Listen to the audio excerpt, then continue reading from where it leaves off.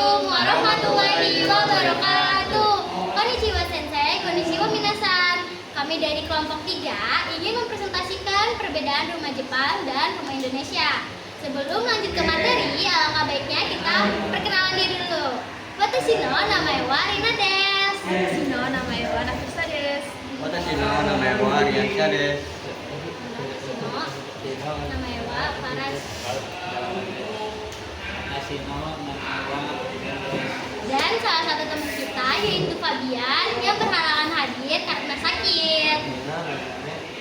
Materi pertama itu ada arti rumah dalam bahasa Indonesia dan bahasa Jepang yang akan dibacakan oleh Faras. Tadi rumah dalam bahasa Jepang dan bahasa Indonesia menurut Lambol bahasa Indonesia dan DWI rumah cara bangunan coba dicat ada bangunan ada bangunan budi jentung DWI artinya rumah dalam bahasa Jepang adalah atau biasanya dipakai untuk ada bangunan rumah secara umum dia lebih karena di dalam rumah ada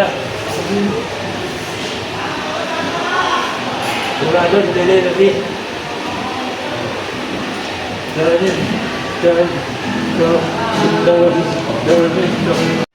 Oke, jadi menurut Kamus Besar Bahasa Indonesia atau KBBI, rumah dalam bahasa Indonesia itu adalah rumah tempat tinggal atau rumah pada umumnya.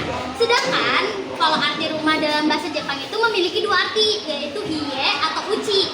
Nah, ie itu merujuk pada rumah umum atau misalnya saya mau main ke rumah Nafisa, itu kita bisa menggunakan bahasa ie. Tapi kalau uchi itu rumah sendiri atau rumah pribadi kita sendiri. Misalnya di rumah saya ada kucing, itu makanya uchi, gitu guys. Saya akan menjelaskan rumah tradisional Indonesia. Rumah tradisional Indonesia biasanya terbuat dari kayu dan atapnya terbuat dari jerami dan bahan lainnya. Nah, di sini ada rumah modern Indonesia. Biasanya terbuat dari bahan beton, semen, batu bata, dan lain sebagainya. Nah, di sini ada gambar rumah tradisional Jepang. Biasanya bahan-bahannya menggunakan kayu. Nah, tetapi kayunya itu tidak menggunakan paku, tapi dipasang satu. Nah, di sini ada rumah modern Jepang. Bahan-bahannya sama seperti rumah modern Indonesia, yaitu beton, batu bata, keramik, dan semen. Oke, jadi intinya rumah-rumah tradisional Indonesia dan tradisional Jepang itu hampir sama guys. Bahan-bahannya itu menggunakan bahan-bahan alami seperti kayu, jerami, dan lain sebagainya. Tapi dia dibedakannya itu karena kalau rumah tradisional Jepang itu dia nggak pakai paku, dia disatuin dari kayu satu ke satu lainnya seperti puzzle. Karena apa ya? Karena di Jepang itu kan rawan banget gempa. Kalau dari modernnya sih hampir sama ya guys, bahan-bahannya menggunakan beton, semen, batu bata, dan lain sebagainya, pakai keramik juga gitu guys. Dalam bentuk rumah Indonesia tradisional, dia terbentuk panjang, agak lebar, dan memiliki kolong. Dan yang rumah modernnya, dia memiliki lahan yang kecil dan tidak selalu lipat. Dan selanjutnya ada rumah modern Jepang. Rumah modern Jepang tercurung privasi dibanding rumah modern Indonesia.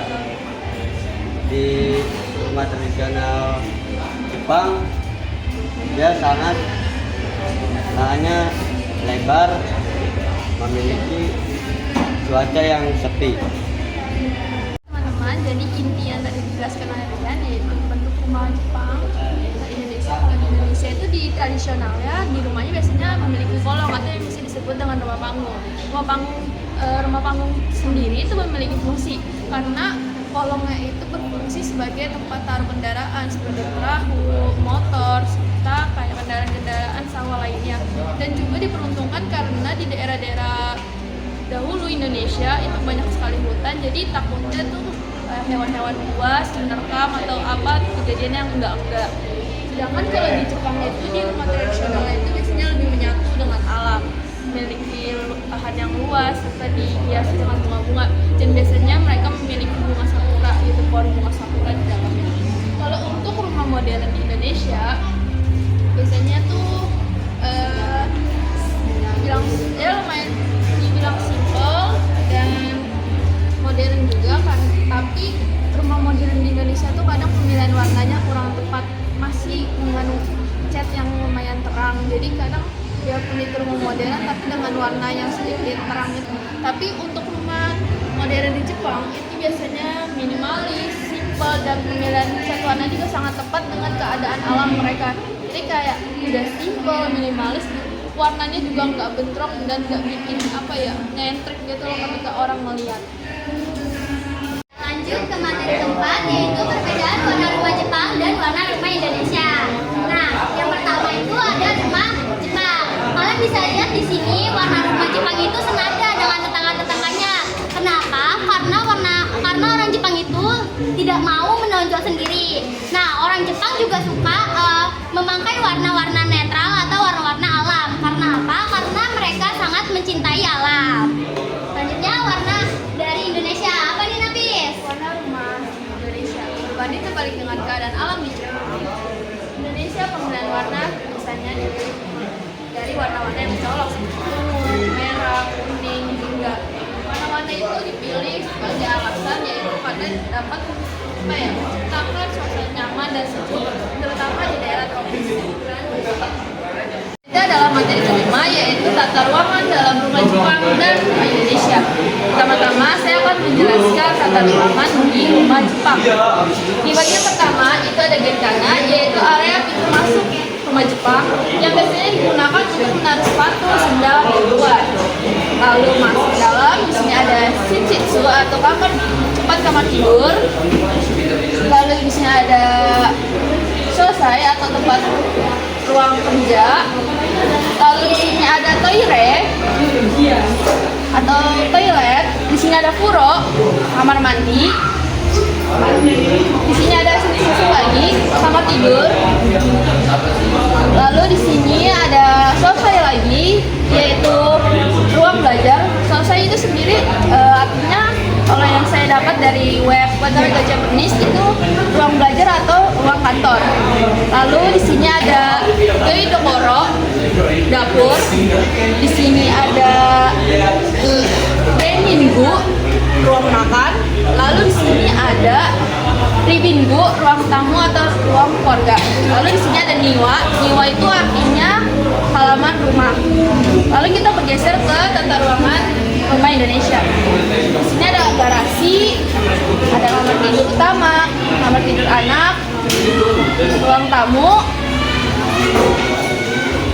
kamar mandi, dapur, meja makan, dan halaman. Namun, keadaan rumah di Indonesia tidak seperti di gambar. Kayak rumah-rumah Indonesia di gang itu biasanya nggak ada garasi. Kadang juga kamarnya cuma satu, terus dia nggak punya ruang tamu, nggak punya halaman rumah. Jadi kayak paling kamar mandi, dapur sama ruang makan nyatu, terus kamar biasanya satu. Di sini saya akan membahas toilet di Jepang. Tadi kan saya nyebutin furo dan toilet. Furo itu kan nanti kamar mandi, toilet itu artinya toilet. Di Jepang sendiri punya kebiasaan yaitu memisahkan antara kamar mandi utama yang untuk mandi sama untuk toilet, seperti buang air besar, air kecil itu bisa. Karena di Jepang itu nggak seperti Indonesia kayak kamar mandinya tuh nyatu, kayak buat cuci, buat mandi, kadang buat cuci baju juga nyampur. Tapi di Jepang itu bisa kayak untuk nyuci, untuk mandi, untuk buang air kecil dan air besar. Dan juga toilet-toilet di Jepang yang modern itu biasanya difasilitasi oleh teknologi yang canggih, seperti banyak fasilitas yang diberikan kayak ada air hangat, terus ada pembersihnya, terus juga ya serba otomatis dengan fasilitas yang disediakan mereka. Oke, selanjutnya saya akan menjelaskan tentang ruangan yang ada di rumah Jepang. Yang pertama itu ada genkan. Nah, di sini saya sedikit typo ya guys, maaf. Nah, genkan ini biasanya untuk pengganti sepatu ke sendal. Biasanya orang Jepang itu kalau dari luar mau masuk ke rumah itu harus mengganti sepatu ke sendal rumah seperti ini ya guys. Kalau di Indonesia itu nggak ada ya. Nah, selanjutnya itu ada wasitsu. Wasitsu ini adalah ruang serbaguna. Ruang serbaguna dalam arti apa? Itu untuk ruang tamu, ruang keluarga, tempat tidur, ruang tidur, atau juga bisa untuk tempat mengeteh. Nah, selanjutnya itu ada ukuro yang tadi juga udah dijelasin sama Nafisa. Ini tuh ukuro itu adalah tempat perendaman air panas. Biasanya kalau di Jepang kan ada musim dingin. Nah, orang-orang Jepang kalau ingin menghangatkan diri bisa juga berendam di air panas ini. Oke, lanjut ke ruangan yang tidak ada di rumah Jepang. Yang pertama itu ada ruang tamu besar. Seperti yang tadi saya sudah bilang, kalau di Jepang itu adanya wasitsu. Wasitsu itu kan ruang serbaguna. Jadi bukan ruang tamu tetap atau ruang keluarga tetap, enggak. Jadi kalau di Indonesia kan ada nih ruang tamu besar, ya udah dia jadinya ruang tamu aja, nggak bisa diobrak-abrik jadi apapun. Nah, yang kedua ini garasi pribadi tertutup. Biasanya orang Jepang itu garasinya hanya di terbuka, terus juga dipagarin. Kalau di Indonesia mungkin sebagian ada yang tertutup seperti ini. Mungkin kalian juga pernah lihat ya bagasi seperti ini yang tertutup pakai kayu-kayu kayak gini. Nah, yang terakhir itu ada gudang besar. Oke, lanjut ruangan yang ada di rumah Indonesia. Yang pasti ya ruang tamu di Indonesia pasti ada ruang tamu. Kalau rumah-rumah orang kaya, rumah-rumah gede pasti memiliki ruang tamu. Yang kedua itu ada ruang keluarga. Ini juga pasti ada ruang keluarga di rumah Indonesia karena untuk privasi, untuk mempererat hubungan dengan keluarga itu pasti di ruang keluarga ini. Kalau di Jepang kan nggak ada ya guys, adanya wasitsu. Nah, yang terakhir ini kamar mandi gabung. Jadi kan yang tadi sudah dibilang Nafis, kamar mandi di Jepang itu kan terpisah-pisah. Sedangkan kalau di Indonesia itu kamar mandi jadi satu, tempat untuk pup, tempat untuk mandi. Biasanya juga dia kalau nyuci baju itu di kamar mandi satu, nggak dipisah-pisah. Tapi ada juga sebagian orang yang kalau nyuci baju itu di ruangan terpisah. Oke, lanjut ruangan yang tidak ada di rumah Indonesia. Ya, yang pasti udah pasti gitu. Karena apa? Kalau di Indonesia kan kita keluar masuk ya. Kalau masuk tinggal masuk gak pakai sendal lagi. Mungkin ya, soalnya sebagian besar tetangga-tetangga saya, mungkin teman-teman juga kayak gitu. Kalau masuk rumah ya udah masuk aja, nggak mungkin pakai sendal lagi, dan buka sepatu atau buka sendal ya pasti di luar, nggak mungkin ada tempat genkana seperti ini. Nah, yang kedua tatami room. Nah, ya pasti nggak ada lah ya tatami room, ini kan khas Jepang banget. Nah, yang terakhir ini ofuro. Kenapa nggak ada ofuro di Indonesia? Ya karena cuaca di Indonesia itu kan sudah panas. Masa iya dia mau berenang pakai air panas lagi? Nggak mungkin. Oke, selanjutnya ini alasan orang Jepang atau Indonesia memilih tinggal di rumah dibanding apartemen. Nah, di sini pertama ada alasan orang Jepang. Untuk sebagian orang Jepang ya guys, yang seperti sensei kemarin bilang, kebanyakan kan orang Jepang tinggal di apartemen. Alasan pertamanya ya karena dekat dengan kantor atau menghemat uang, karena rumah-rumah di Jepang itu kan mahal ya guys. Jadi ini hanya untuk orang yang punya uang untuk membeli rumah. Jadi itu alasannya karena privasi orang Jepang itu sangat ketat guys. Nah, terus dia juga kalau misalnya punya rumah lebih enak tuh, dia lebih mencari rumah yang letaknya itu di perdesaan. Karena apa? Karena ya tenang dan nyaman gitu. Nggak satu dinding sama tetangga. Kalau kalian lihat di video rumah-rumah orang Jepang, pasti itu antara rumah ke rumah lainnya itu memiliki jarak. Biasanya gitu guys. Tidak kayak di Indonesia ya. Kalau di Indonesia kan rumah satu sama rumah selanjutnya itu kan temboknya satu ya, nempel. Jadi privasinya nggak ada banget gitu. Nah, kalau dari Indonesia gimana nih Napis? Alasannya kenapa? Alasan orang Indonesia lebih memilih tinggal di rumah dibanding di apartemen, kontrakan, atau kos.